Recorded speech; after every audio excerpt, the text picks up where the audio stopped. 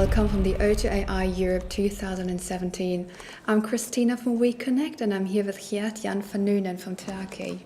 Hello, welcome to the conference, so good to have you here. Hello Christina. Hello. As a start, do you mind just briefly introducing yourself and tell us a bit more about your professional background? Geert van Nunen and I'm a CCO at Teraki and I'm responsible for business development with Teraki and we are looking to expand our business in the automotive sector, both in Europe as in America. What is Teraki all about? Tell us a bit more about its USPs, especially compared to competitors. Teraki is all about providing the best solution for data reduction for automotives that's available on this planet.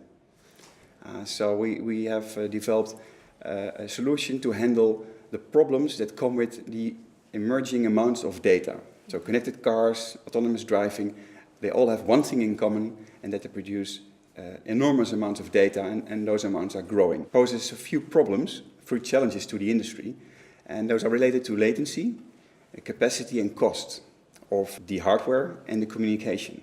So hardware is CPUs handling those data and storing it, and communication is actually transmitting that data. And by reducing it with a factor of 50, so that's 98%, we are able to significantly solve these issues. Overall, what are your main challenges at the moment? Teraki's main challenges at the moment? Yeah, our main challenge is because we have such a fundamental problem. Our challenge is actually to find use cases. Because our technology can operate and give benefits everywhere.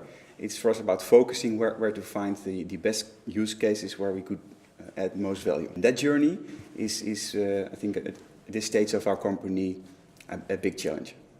And what do you think are the most significant challenges, not only for Teraki, but for the overall industry? Yeah, I think there's so many. I prefer to limit it to the sector I know, and that's how to cope with the growing amounts of data. To give you an example, we work with usage-based insurance customers, and they often suffer from latency. So when there's an accident with a car, the data needs to go to the cloud as soon as possible to get an ambulance to the accident. But sending the data takes often much too long. And that's where we come in, because we reduce the data. The whole transmission goes from minutes to seconds.